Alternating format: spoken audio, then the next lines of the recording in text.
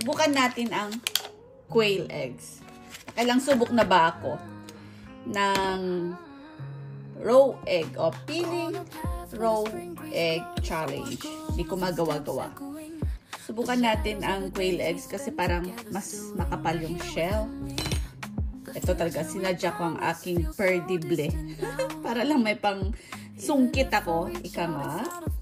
Ang aking chani na sinadya ko talaga na para sa aking... Oh, bakit may black yung nails ko dyan? Never mind. Don't mind my nails. Yan. Go na tayo.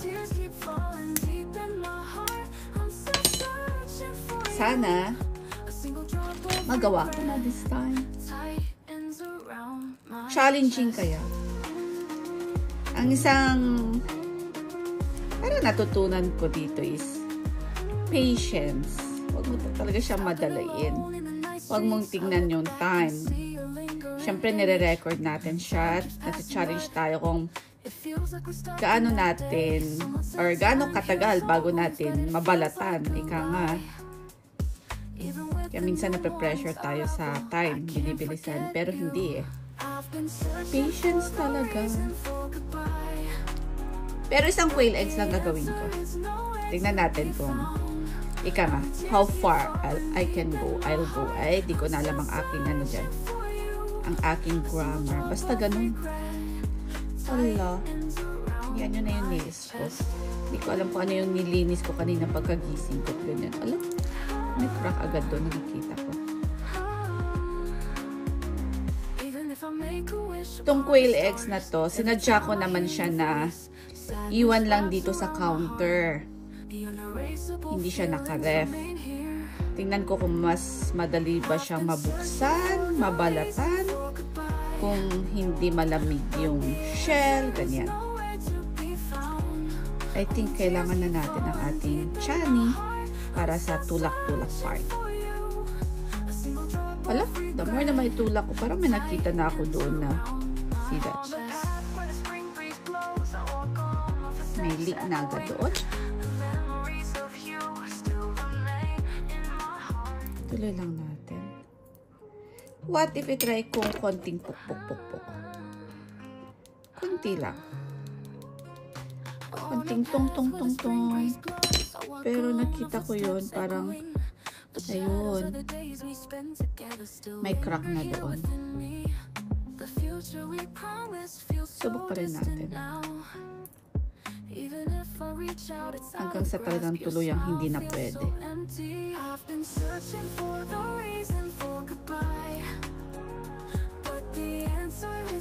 Wala. Ayan, may crack ulit doon.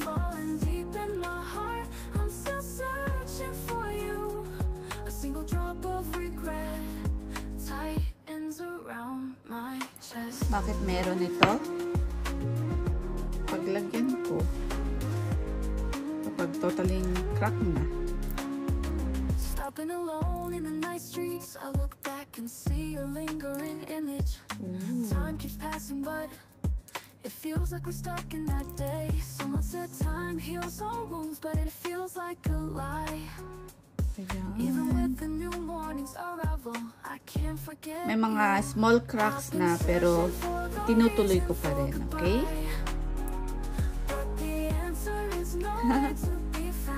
Ayan na, dumudulas na. Mas maganda kaya siyang ano? May water? Paano ba? Hindi ko rin alam. Ay, hindi na pwede. Laki na.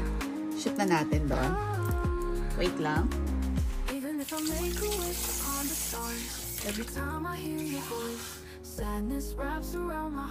Sabi ko, isang tawag nito, isang quail eggs lang tayo. Pero try pa tayo ng isa.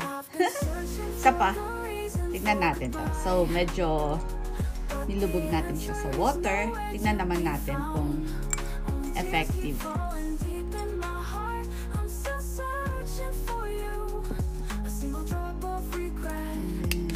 Medyo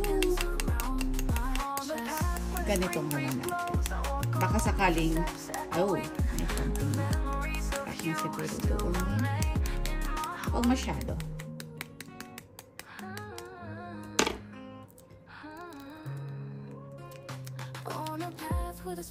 This time, wet yung shell ng quail eggs.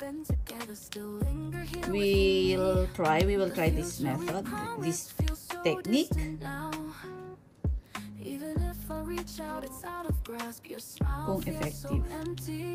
Sabi ko sa inyo hindi ako matatapos sa isa lang.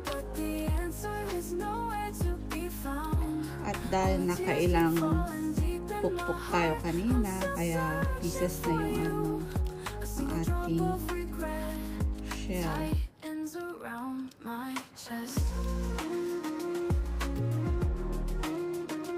Ooh. Pero parang mas magaling, mas maganda. Yan. Parang naka 1/4 na ako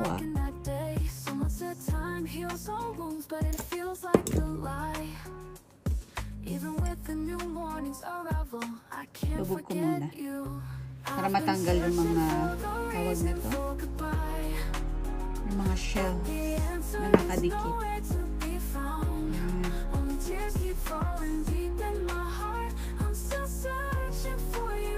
I think mas maganda yun. Wala, nakrako na ba siya? Parang medyo magkit.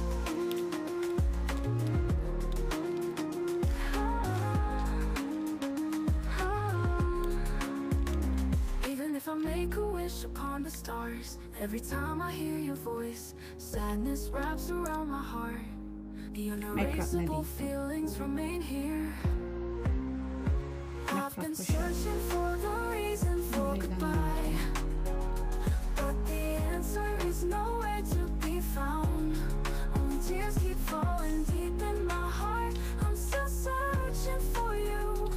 A single drop of regret. Ayun, nandun lang tayo kasi super stuck na siya. Still, mission failed. Hanggang dito lang tayo. Isip ulit ako.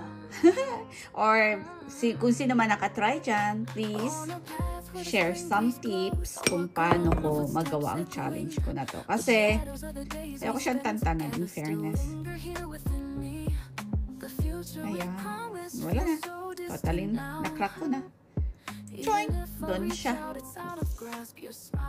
Thank you for watching.